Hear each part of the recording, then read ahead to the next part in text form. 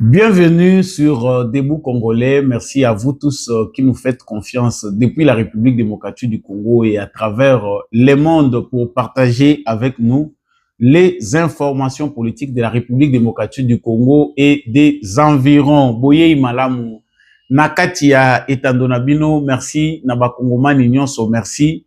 Naba Africain nyonso yope bazali proche ya actualité ya République démocratique du Congo. Avant de débuter cette émission, vous savez que ezali na ba geste simple oyo to sala kapona ko accompagner émission na biso, c'est-à-dire liker déjà vidéo oyo, partager en na voisin, surtout ko bosana te, ko s'abonner na etando na biso to pe ko tikela biso commentaire yebisa biso depuis wapi ozali kolanda biso na République démocratique du Congo, depuis wapi ozali kolanda biso à travers les mondes. J'ai toujours pour habitude de rappeler au commun des mortels que la justice de Dieu n'épargne personne. C'est qu'un homme aura semé, il le moissonnera. Mabe to malamu to salaka, ezala nan kuku, ezala nan poisa, toyebaka kozwa litomba tope, lifuti na yango. Na yango salaka kaka malamu po justice ya Nzambe et rataka moto soki moke te. Basangwa ekolo Congo tokolobela mokolo lelo ya liboso ezali d'abord premièrement bonne nouvelle oyo euti à partir à Est République démocratique du Congo de la part des forces armées de la République démocratique du Congo et de Wazalendo. En tout cas, ba drone ya ba FARDC na biso pe ba Sukhoi et bombardé aéronef ya armée rwandaise na M23 oyo ezalaki kosala ba navette pona ko ravitailler ba terroristes na Walikale. C'est ce matin que cette nouvelle tozui yango tokolobela ngo na sango na biso ya lelo pourquoi ba bombarder bango, et les FARDC aussi toujours parlant de ces mêmes points bazali ko accuser M23 de vouloir M23 na armée rwandaise kolinga ko créer les sous extension mususu pona ko conquérir ba localité mususu, alors que processus yape ndenge basenga ki ezali en cours. En tout cas, dans cette émission tokolobela likambo etali ba frappe ya force aérienne ya République démocratique du Congo pe impact na yango. C'est une bonne information, mais quelles sont les vraies réalités? Pourquoi dans d'autres circonstances ba aviation militaire ya RDC ezali kozala opérationnalité? C'est dans cette émission que nous allons analyser. Sangwami balé tokolobela awa, les débats tournent toujours et continuent autour ya sénateur Ronnie Jackson oyo a pesaki ba affirmation moko ezali malamute na congrès d'état américain, qui a d'ailleurs été contredit par d'autres congressistes. L'ambassade des États-Unis batal ici que congressiste wana ye a zalaki mandaté ni envoyé par les présidents des États-Unis Donald Trump. Alors, qu'est-ce qui s'est passé réellement? La vérité, ils ont continué comme sur les rapprochements entre ces sénateurs et les Rwandais. En tout cas, nous en parlons dans cette émission. Il y a un élément dont je n'ai pas parlé hier dans l'émission na biso ndenge na la Kakibino. Ezali situation na ville ya Kinshasa, la ville de Kinshasa donne un goût amer de ne pas être gouvernée. Est-ce que ezali ya solo tope ezali lokuta ezali sango oyo tokobete la penda c'était na kati émission oyo. Nous allons vous laisser une courte vidéo du service national qui annonce que saison na bango ya récolte pour na maïs. En tout cas, bazali cette fois-ci ko s'attendre à plus de 25 000 tonnes ya maïs contre 16 000 oyo ba produisaki mbula oyo euti koleka. Ezali penda sango malamu nyonso tokoki kobeta kaka makambo etali bitumba te, mais faut totala pe ba progrès oyo ezali kosalema na ba domaine mususu pe ko encourager yango. Merci na bino nyonso oyo bozali ko continuer ko pesa biso confiance pe fidélité pour que to partage kana bino actualité à République démocratique du Congo. Je reviens pour vous dire que vous partagez déjà vidéo oyo, likez yango et surtout ko bosana te ko s'abonner na itando na biso to pe ko tika commentaire depuis wapi yozali Wazalendo pe FARDC na motema. nazonga sikawa na basango ndenge na uti kotalisa bino yango en bref na sommaire que sango ya kitoko ezali d'abord que avion Sukhoi ya forces armées ya République démocratique du Congo na drone de frappe ya armée congolaise ba réussir ko neutraliser pe ko bombarder toloba avion moko ya Rwanda oyo ezalaki kosala ba navette pona ko ravitailler ba terroriste ya armée rwandaise oyo bazali sur place po ete bakobana ko avancer pona kozwa ba localité mususu. Avion wana ezalaki dénoncé depuis mokolo ya lobi. On en a parlé batalisi pendant que avion wana objectif nango ezali que ba renforcer ba position ya ba terroriste ya armée rwandaise na Walikale. Alors que semaine oyo utaki koleka, les terroristes de l'armée rwandaise avaient annoncé que bazali ko se retirer na Walikale pour laisser la chance aux négociations et à la paix. Malheureusement, depuis l'ère communiquée oyo bango basalaki, batikali ko bouger te na bandroit bisika oyo bango bazalaki ko contrôler. Ils ne l'ont jamais fait. Par contre, ils ont encore voulu se renforcer davantage en hommes et en matériel. Ceci démontre clairement la fourberie, la ruse qui caractérise la plupart des Rwandais lorsqu'ils sont engagés dans une discussion ou bien dans un quelconque dialogue. Ceci aussi soutient de plus en plus l'affirmation selon lesquelles que Bato Oyo Bazali proche ya Kagame, les Rwandais ne sont pas naturellement dignes de confiance. C'est-à-dire akoyi koloba na yo likambo ndenge aza koloba na yo mais azali na agenda na ye caché, ils ne sont pas sincères. C'est ce qui se fait voir à travers makambo bato basalaki. Tango bapesaki annonce na bango, c'était après des frappes bavion Sukhoi oyo bombardaki bango bakokaki te ko consolider position na bango na Walikale. Yango etindaki bango basala semblant ya koyebisa na mokili pe na ba Congolais que tozali ko se retirer na Walikale, toza ko se repositionner ailleurs pour laisser la chance na ba négociation pour ete kimia ezonga. Il y a de cela maintenant presque une semaine que ce qu'ils ont dit n'a été jamais fait. Mais wuta mokolo ya lobi parce que information biso tozali kozwa peut-être to kolobela o esalami lelo. Mais ça fait depuis longtemps que Batouana bazali na intention ya ko armer davantage zone wana ya Walikale. Bazali na besoin que bacha état major na bango munene ba renforcer position na bango en vue de conquérir d'autres localités. So balingi ba komisango base na bango avancer. Mais chaque fois que bango bazali koya ko tcha bibundeli na bango, aviation militaire, il y a forces armées, tout le bagage la force aérienne, il y a République démocratique du Congo, bazo ya ka bombarder ba position na bango. Ce qui font que ils n'arrivent pas à constituer une base à Walikale et permettre bango ba consolider position na bango. Lelo na tongo ya lelo oyo pe salami ezali ko kende na cadre wana.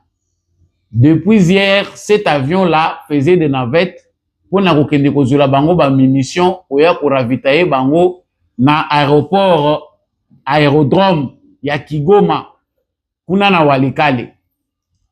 Mais lelo yo zoto bengaka ye Monseigneur Sukhoi azaki na besoin a aider bango nanu po azongisa bango na place. Les bombardements ya tongo ya lelo et ciblaki avion wana alors qu'il n'a qui est décollé. Ba bombarder yango pe ba bombarder mutuka mususu ezalaki pembeni. Mutuka wana nde ezalaki chargé ya koyaka kozwa kabibundeli oyo avion ezoya nango bachaka na mutuka po bakende ko livrer ko ravitailler ba position na bango mususu. Et les drones de l'armée congolaise qui étaient en l'air, ekutani na avion wana, tant kaka eye ekiti, basali ba dépôt na bango, balingi ba matisa, elingi mata lisusu ba bombarder yango. C'est ce que fait l'aviation militaire de forces armées de la République démocratique du Congo depuis ces derniers temps. Ça fait une semaine que cette situation dure. Batouana bazali ko s'entêter pour nakaka ko consolider position na bango na Walikale. Et la délicatesse de la situation ezali que chaque fois que bango bazali ko occuper position moko, parce que on s'est rendu compte que l'armée congolaise ezali ko bunda lisu bitumbate depuis un certain temps. Ba localité ebele oyo bango bazali kozwa ngo sans combat. Et dans leur stratégie, la première des stratégies, c'est de faire des populations civiles leur bouclier. Bayebi ke nangambu ya armée congolaise, lorsque la population est autour de ces terroristes-là, il n'y a pas moyen de bombarder. Il n'y a pas moyen d'engager un front direct au milieu de la population civile. Bango bazali ko exploiter paramètres wana lokola moko ya ba stratégie na bango. Donc, lokola faiblesse munene oyo bango bazali ko utiliser pona ko gagner ka ba localité na maboko ya FARDC outre la trahison. Donc, vous verrez que chaque fois avant ba viser ville moko boye, baza ko sala guerre médiatique. En dehors de la guerre médiatique, ils ont déjà leurs infiltrés à l'intérieur. Batou oyo parmi la population civile, bazali chargé à créer des bandades. Et lorsqu'ils s'approchent, parce que bazoya kazamba zamba, bazako s'infiltrer dans la population jusqu'à ce que ils vont infiltrer la plupart des quartiers, il y a zone to localité oyo bango bazali ko occuper. Après babandi ko créer frustration. Bino bozo kanisa ke bao bazali koya kuna nde mutu bazali koya ko attaquer bino alors qu'ils sont déjà dans la ville. Je pense que makambo naza koloba awa soki bolandeli yango malamu, c'est ce qui s'est passé à Goma, c'est ce qui s'est passé à Bukavu. Leur objectif c'est d'abord rendre les zones moins sûres, en dehors ya ko rendre ba zone wana moins sûres par la criminalité, bazali pe na façon moko ya ko terroriser population, des bombardements, bazali ko viser ba population pour que ba population ba se déplacer en débandade, ba profiter na cacophonie wana. Ce qui s'est passé aujourd'hui est à féliciter. Tozali ko beta maboko parce que FARDC au moins force aérienne azali ko bunda pona ko sala na ye. Mais est-ce que cela fait partie d'une stratégie globale oyo déjà à un certain point bazali nanu ko utiliser force aérienne pour arriver à un autre point, où cela se fait seulement toujours dans le cadre d'une politique de défense. Oyo biso tozali na objectif mokote ya kolinga ko reconquérir ba localité topé ba ville na biso oyo ezali na maboko ya bapaya. J'ai un témoignage poignant. Ya ndeko moko relataki ngai ce qui s'est passé, parce que ça c'est aussi à tenir en compte par l'état-major des forces armées et surtout bato bazali kokamba force aérienne ya armée congolaise. Ndeko moko auti France, un très jeune homme azana 22 ans. Atangi ba classe na ye na France, akoli kuna, abotami kuna. Par souci, par amour du Congo, il se retrouve aux côtés de FARDC. Alandi mbongo te, alobi ye moko ke naza koluka mbongo te, a se retrouver na République démocratique du Congo, a intégré ba FARDC. Et wana kuna aye kokoma pilote ya basuko yo tozali komona. C'est une histoire vraie que je suis en train de réalité poto meka kofungola makambo eza koleka na mboka na biso. Ndeko wana lobi ba cible ebele, parce que traîtrise eza na kati armée na biso nde mutu ezali ko handicapé riposte ya malamu oyo ba forces armées ya République démocratique du Congo bakoki kopesa na Rwanda. Alobi baza ko pesa biso ba cible o ezali yango te. Nous allons pour bombarder. Ba coordonner bazo pesa biso ezali yango te. Tozo kende ko bombarder esika bato bazate. Tozo bombarder à l'aveuglette et loko moko ezoleka kuna te. Ba bombeli biso esika oyo ba vrai cible ezali poto attaquer bango. Par preuve, regardez que chaque fois que ba FARDC ba bombardaka force aérienne eza ko bombarder ba bombarder lobby oyoki localité wana bazu yango na ba rebelle. Ça veut dire il y a des tops, il y a des agents doubles bato bazali ko travailler en intelligence avec les Rwandais. Parce que toza ko mituna nous sommes contents. Toujours au moins que force aérienne na biso azo kende ko bombarder ba position na bango. Mais qu'est-ce qu'on fait avec nos drones? Qu'est-ce qu'on fait avec nos avions? Pourquoi toza ko pesa ka bango temps ba s'organiser? Les informations aujourd'hui nous les recevons de partout. Et puis toza ko alerter, nous ne sommes pas les seuls, tous les communicateurs bato nyonso bazali na misu rivé à l'est du Congo dénoncent cela. Batu oyo na cadre na bango na objectif na bango. Parce que vous verrez que dans certaines zones, nos forces, la force aérienne de la République démocratique du Congo n'opère plus. Ce qu'on est comme matate qui est dans zone moko quelconque, topé drone na biso. Parce que ces gens-là avaient réussi à mettre en place un dispositif du système de défense anti-aérien.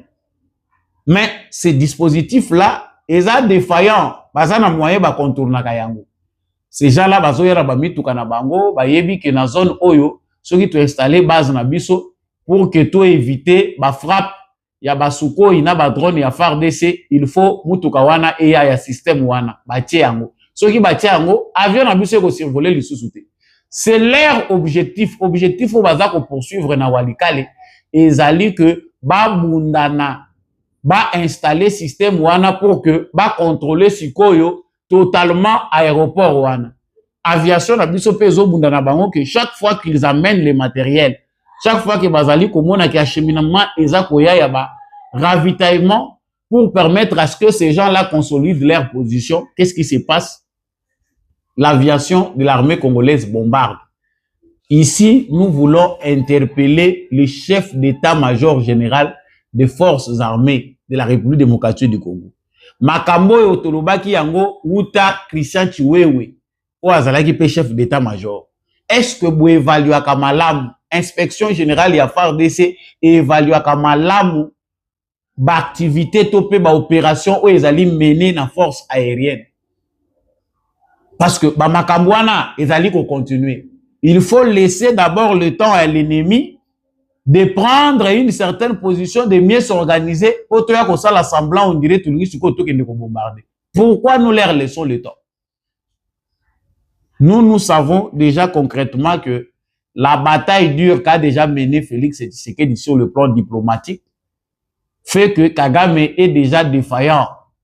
Il devient de plus en plus vulnérable. Chaque jour qui passe, ils ont rendu Kagame vulnérable parce que ça va se faire sentir, cette crise-là chez lui, face aux sanctions qui lui ont été infligées. Mais nous insistons, ne laissons pas que les victoires diplomatiques puissent nous aveugler à tel point que ces gens sont dignes de confiance. Le chèque qu'ils ont subi, parce que ils ont ciblé les Katanga, ba ciblé la Luala, bakuna ba ciblé na nini na Katanga, ba ciblé Kinshasa, ba ciblé Congo central, Grand Bandundu et voir les Kasaï. Baki déjà que une fois que les grandes villes de l'est du Congo tombent, bazali na réseau na bango munene na ba ville oyo na uti kotanga na ba province na uti kotanga et ça va éclater au même moment Tshisekedi va fuir. Ils étaient déjà prêts. Vu qu'aujourd'hui, leur réseau est déstabilisé, Bazana Kanda, à Kinshasa, les moyens mis en jeu pour corrompre les officiers militaires, Bazana qui assurance Yamakasi, Bayebi ke Tshisekedi basi balalisie pongi, azo kanisazana batunjo kazana batute. Les officiers militaires, ya forces armées congolaises, baza kozwa mbongo po ba abandonaka ba position, basundola bato. Il y a moyen de réorganiser bataille na biso. Tokoyi koloba nyonso te, qu'est-ce qui doit être fait? Biso tozabe expert te. Mais nous ne cessons d'interpeller l'état-major général des forces armées. Nazane eloko moko na lobaki na ba émission o elekaki ezali que président de la République Félix Tshisekedi azali na problème ezali son entourage direct, que ce soit politique ou militaire, va comprendre, va manœuvre. L'entourage de Tshisekedi est visé non seulement par Kagame, il est visé par Kabila, entourage direct de Tshisekedi, ils sont visés par certains services de renseignement, il y a des pays étrangers. Oyo balingi komona mutu pembeni ya Tshisekedi te, c'est qu'a commis bon. On veut contrôler Tshisekedi sur tout le plan. Et pour mieux les contrôler, mieux les gérer, on vise tout le monde. L'entourage à Félix Tshisekedi. Donc Tshisekedi a commis obligé à évoluer dans le secret. Président de la République, c'est vrai, vous êtes quelqu'un qui partage beaucoup d'amour, qui n'aime pas souffrir les gens. Mais dans le contexte où tu as les lots, tu as dit que au créer même ces vérités artificielles. Faire vraiment un effort pour être sévère vis-à-vis à militaires au baza ko entourer acteurs politiques au bazali ko entourer. C'est mieux pour que nous puissions sortir de cette situation. Parce que bateau on dirait si va comprendre na bango déjà que le président de la République c'est quelqu'un même ce qui a assez amonio na mabe façon na ye à corriger, il veut toujours faire participer l'amour na makambwana. Mouto a trahir na ye, mais yozo linga o corriger toujours na bolingo. Mais il s'agit du pays, monsieur le président. Il ne s'agit pas de ta maison, de tes enfants, c'est du pays qu'il s'agit. Est-ce que tu vas continuer à encadrer, à partager bolingo na ba très trop balingi ke mboka ye kufa. Tozo nga sima na 30 ans. Voilà pour conclure le premier point de cette émission. Et sengeli toye ba penza que ezali mutuya que armée nabiso aviation nabiso militaire est à la revue. Batu oyo bazali ko conduire ba aéronef nabiso ba avion nabiso militaire et sengeli bazala viser de près service de renseignement militaire et la de la bango de près. Nous voulons avoir les résultats. Sangwami balé naza ko sukisa nango na banza batu mususu bayebi ba mususu pe bayeba ki yango te baza ko mona débat ndenge éclaté au grand jour. Il y a de ceux qui décrivent une faiblesse de l'entourage ou bien de ceux qui sont censés travailler dans le cadre de la communication pour l'image du président de la République. Le monsieur Jackson, sénateur américain au hasard la une actualité depuis il y a cela maintenant 3 jours. Oyo atenaki ba propos moko oyo batu bazali ko partager te batu baza d'accord nango te que ça soit aux États-Unis ou en République démocratique du Congo. Tout le bagi lobby que ambassade ya États-Unis d'Amérique ba lobby bazali d'accord na yete ba yebi yete. Ce n'est pas un représentant du président américain, il n'a rien à voir avec l'administration des États-Unis d'Amérique. Toyoki pe Patrick Mouyaya à Beteli Yango Cete, je vous laisse les suivre. Alors, sur votre première question, écoutez, j'ai suivi comme vous ce qui a été dit par les congressmen Johnny, mais je pense que l'ambassade américaine a réagi aujourd'hui. Que ce qu'il a dit relève de ses opinions personnelles. Ce qu'il a dit n'engage nullement le gouvernement américain.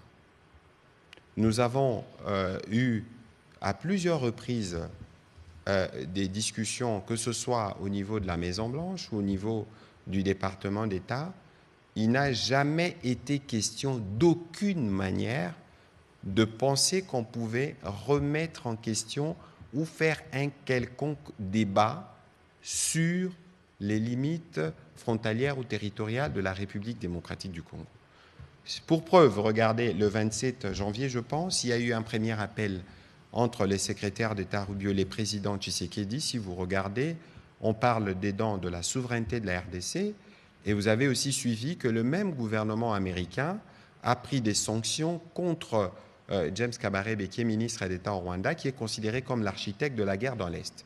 C'est-à-dire qu'ici, j'ai vu les réactions qui sont évidemment fondées, mais sa position n'engage à rien le gouvernement américain, avec qui nous sommes déjà dans des discussions sur des sujets qui sont variés et divers. Alors, dans les commentaires, j'ai aussi vu qu'on parle de minerais dans cette partie Est, mais on vous a déjà démontré ici que la raison pour laquelle on nous fait la guerre dans l'Est, mais c'est parce que nous voulons justement améliorer la gouvernance. Parce que nous voulons justement apporter plus de transparence. Nous n'avons jamais dit que tout était parfait, mais regardez depuis combien de temps cette violence persiste dans cette partie du pays. Elle ne date pas de l'arrivée aux responsabilités du président Tshisekedi. Et donc, je crois que de ces points de vue, il ne faudrait peut-être pas faire d'un œuf un bœuf. C'était une opinion personnelle qui a été exprimée, évidemment avec une certaine orientation, qui montre que le conflit en République démocratique du Congo, ce n'est pas en 24 heures ou en 72 heures que vous faites le tour dans la région, que vous en maîtrisez tous les méandres. Et pour ce qui nous concerne, soyez sûrs qu'en termes de réponse, bien au-delà de la réponse américaine qui a été donnée aujourd'hui au niveau de l'ambassade, donc ces propos n'engagent pas le gouvernement américain, mais il y a, au-delà de ce que nous disons ce soir, des initiatives qui seront prises dans les sens du congressman ou du parlementaire américain pour lui apporter davantage des informations, pour l'édifier sur la véritable situation dans la République démocratique du Congo, parce que ce que nous vivons actuellement, c'est une agression qu'il faut condamner. Ce que nous vivons actuellement, c'est une catastrophe humanitaire pour laquelle le monde doit donner des réponses. J'aurais bien voulu qu'il y ait des mots qui soient dits aussi pour ces aspects, bien au-delà du constat qu'il a fait et de l'histoire qu'il a malheureusement mal racontée, parce qu'il s'est fait malheureusement les relais de ceux qui lisent mal l'histoire et de ceux qui pensent qu'ils peuvent travestir l'histoire pour satisfaire leurs intérêts politiciens. Ce n'est pas sûr que cela puisse arriver, parce que nous, derrière le président de la République, nous sommes mobilisés pour protéger chaque centimètre carré de notre territoire. Merci.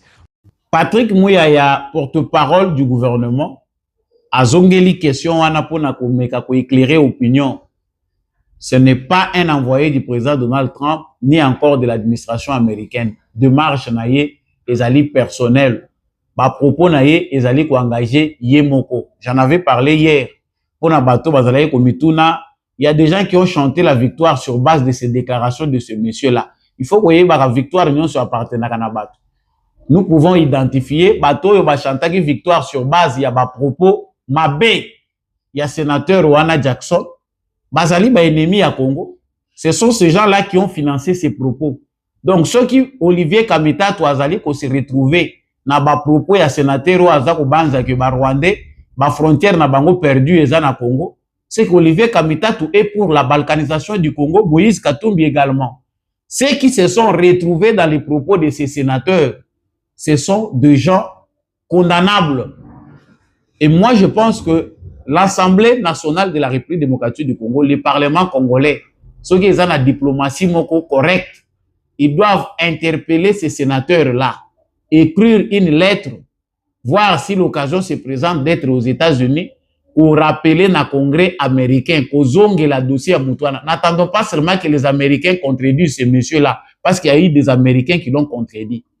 Mais il faut aussi que les parlementaires congolais soient sérieux pour dire à ces messieurs-là que l'intégrité territoriale de la République démocratique du Congo est non négociable. Les frontières qui résultent de la conférence de Berlin ne peuvent plus être remises en cause. Et qu'il y ait un monsieur américain, porte-parole des intérêts occultes, pour remettre en cause ce que tout le monde sait, ça nous ne pouvons pas l'accepter. Mais toujours mon amutazo le bate. Donc Olivier Kamita, tu penses que tout ce que ce monsieur-là a dit, est ça qui toko. Ah, ni président de l'Assemblée nationale du Congo a ça la déclaration.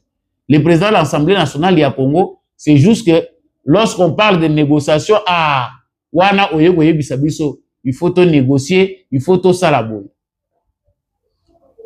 Voilà le plus important.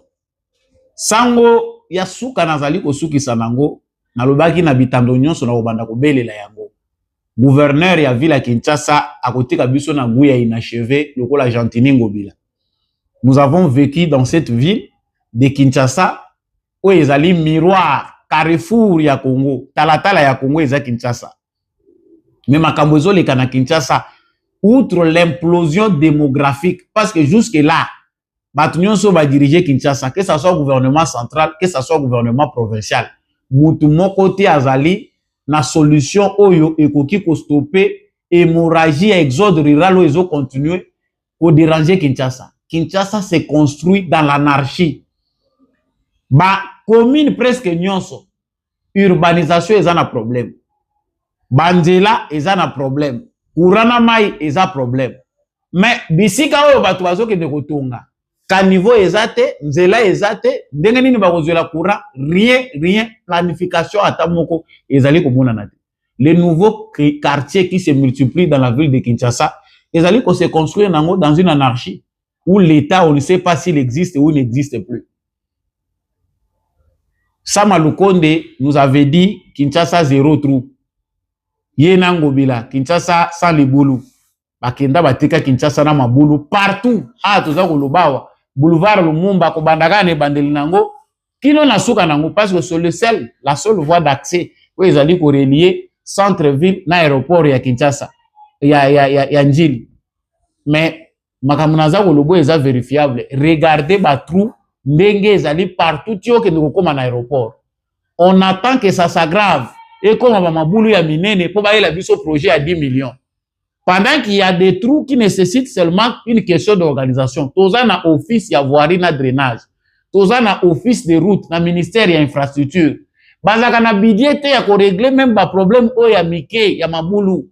Nous avons le Fonds national d'entretien routier. Mbongo ezokota kuna.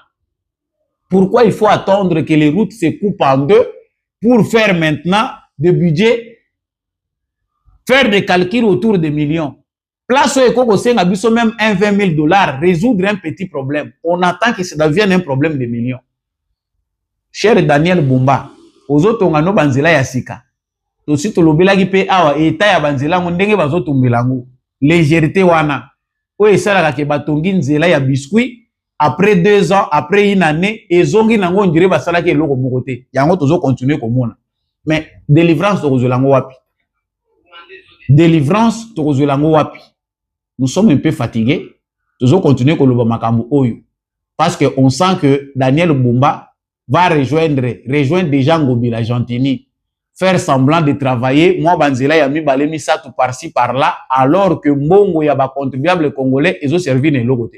Jusqu'aujourd'hui, gouvernement central les otala, Bumba ndenga zoko continuer. Aucune solution pour stopper l'hémorragie, il y a saleté à Kinshasa. Kinshasa ndenga zabo des millions de tonnes, des milliers de tonnes. Et ça va s'ajouter na ba tonnes ya ba déchets ou ezalaki. Toujours continuer à vivre na biso. Ba lobité ba solution zoami, nous avons déjà pris des mesures. 5 ans ekoko sila. Mandat pe ya Bumba bosutuki esili nango tutikalika na fulu. Non, soyons quand même conscients. Bokendaka ba poto, bozo voyager, bozo kende ba vacances. Comment on ne peut pas réfléchir sur l'amélioration de la gouvernance? To trouver ba solution. Ville ya Kinshasa ezo kende boyo ka jour mususu to komi 30 millions. To revivre ndenge nini. Émission esili. Soki to lobi ba mususu bazo kanisake, tozo s'acharner sur ba individu pour ba benga biso. Tozo luka biso binoté. On dit que la gouverneur trouver des solutions pour résoudre les problèmes de la saleté. Émission Nabiso et Komina Souka. Merci à tous ceux qui nous ont suivis de partout. Merci à tous ceux-là qui aiment le Congo, qui veulent que le Congo ait toujours le bosso. Partagez cette vidéo. Otisa ngoti nanda kwa Daniel Bumba. Otisa ngoti pas monsieur le président de la République. Likez, abonnez-vous si vous n'êtes pas encore abonné. On reste congolais, on s'aime bien. Le Congo ira de l'avant. Biso to koleka. Ba na biso ba kotika la photo tika la bango makabu ya bien. Ngai na bino na banza to kutana na émission prochaine. Au revoir.